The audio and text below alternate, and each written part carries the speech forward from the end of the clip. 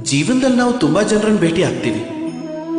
ನೀವು ಇಂಥ ತುಂಬಾ ಜನರನ್ನು ಭೇಟಿ ಮಾಡಿರಬಹುದು. ಯಾರು ತಾವು ತಮ್ಮನ್ನೇ ಸೋತೋರು ಅನ್ಕೊಂಡವ್ರನ್ನ, ನಿರಾಶರಾಗಿರೋರು. ಅವ್ರು ಈಗಾಗಲೇ ಅನ್ಕೊಂಡ್ಬಿಟ್ಟಿರ್ತಾರೆ ಈ ಜೀವನದಲ್ಲಿ ಅವರಿಂದ ಏನೂ ಕೆಲಸ ಆಗೋದೇ ಇಲ್ಲ ಅಂತ, ಅವ್ರಿಗೇನು ಮಾಡೋಕೆ ಆಗಲ್ಲ ಅಂತ, ಯಾವ ಕೆಲಸಕ್ಕೂ ಅವ್ರ ಲಾಯಕ್ಕೆ ಇಲ್ಲ ಅಂತ. ಆದರೆ ಹಾಗೇನೂ ಇರಲ್ಲ.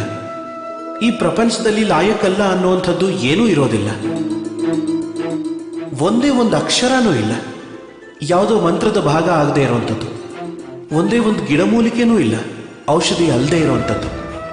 ಯಾವುದೇ ಒಂದು ವಿಷಾನೂ ಇಲ್ಲ, ಅಗತ್ಯ ಬಂದಾಗ ಅಮೃತ ಆಗದೆ ಇರೋವಂಥದ್ದು. ಇದೇ ರೀತಿ ನೋಡಿದ್ರೆ ಯಾವ ವ್ಯಕ್ತಿಯೂ ಅಯೋಗ್ಯ ಆಗಿರೋದಿಲ್ಲ. ಅವನನ್ನ ಅಯೋಗ್ಯನನ್ನಾಗಿ ಮಾಡೋದೇ ಅವನ ಯೋಚನೆ. ಅದಕ್ಕೆ ನಿಮ್ಮನ್ನು ನೀವು ತಿಳ್ಕೊಳ್ಳಿ. ಆಗ ನಿಮಗೆ ಗೊತ್ತಾಗತ್ತೆ ನೀವೇನು ಅಂತ. ನಿಮ್ಮ ಅಂತರಾತ್ಮನ ಎಬ್ಬಿಸಿ. ಆಗ ಯಾವ ಪ್ರಪಂಚದ ಮೂಲದಲ್ಲಿ ಅನುಭವ ಇದೆ ಅನ್ನೋದನ್ನ ನೀವೇ ನೋಡ್ತೀರ. ಆ ಪ್ರಪಂಚದಲ್ಲಿ ನಿರಾಶೆ, ಹತಾಶೆ ಮತ್ತು ಸೋಲಿನಂತಹ ಭಾವಗಳಿಗೆ ಅಸ್ತಿತ್ವನೇ ಇಲ್ಲ ಅಂತ. ರಾಧೇ ರಾಧೆ.